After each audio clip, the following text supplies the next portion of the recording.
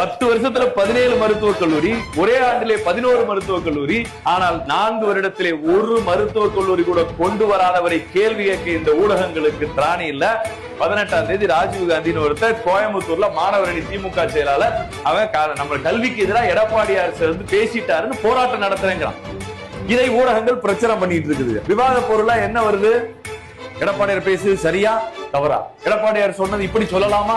இந்த நிலைத்துறையில எம்ஜிஆர் ஆரம்பிச்சாரு, ஏன் எடப்பாடியார் ஆரம்பிச்சாரு, ஏன் இப்ப எங்களை குறை சொல்றாரு? என்ன விவாதம் நடந்திருக்க வேண்டும் ஊடகத்துல?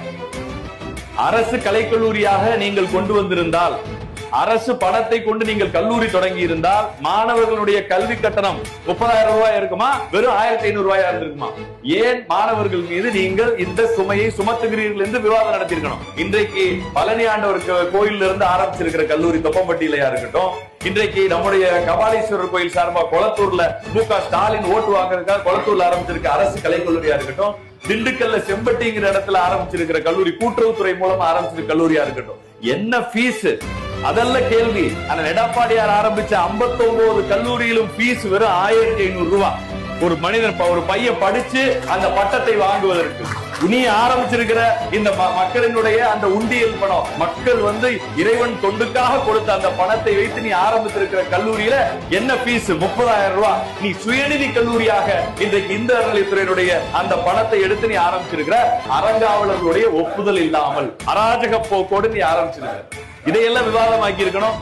இன்னைக்கு ராஜீவ் காந்தி போன்றவர்கள் அங்கே கபட நாடகம் ஆடுறாங்களே, தமிழ்நாட்டு இளைஞர்கள் எத்தனை பேருக்கு தெரியும்? நீதிமன்றம் நீ துவங்கிய 10 கலைக்கல்லூரிகளிலே 4 ஆரம்பிச்சனால நான் உன்னை மன்னிச்சு விடுறேன், மீதி 6 நீ நடத்தக்கூடாது, இது சட்டப்படி தவறு என்று நீதிமன்றம் சொல்லி இருக்கிறத இதை எடுத்து சொல்வதற்கு நமக்கு இளைஞர்கள் வேண்டாமா? பிரெண்ட்ஸ் மாதிரி இருக்கிறவன்ட்ட பேசுறதுக்கு நமக்கு இளைஞர்கள் வேண்டாமா? அப்ப பண்ணது அத்தனையும் தப்பு. ஒரு நீதிமன்றம் அதை தவறு என்று சொல்லுகிறது. ஆனால் ஊடக பலத்தை வைத்து, போலி சோசியல் மீடியா அக்கவுண்டுகளை வைத்து இன்றைய தலைமுறையிடம் எடப்பாடியார் கல்விக்கு எதிரானவர் என்று அவன் பதிய வைக்கிறான். கபாலீஸ்வரர் கோயில் முன்னாடி போராட்டினாங்களா? யாரா போராட்டினா? மாணவர்களுடைய பெற்றோர்களாம். எப்படி இருக்கு பாருங்க. எங்கேயாவது இந்த நாடகம் நடந்திருக்குங்களா? அத்தனையுமே நரேட்டிவ்.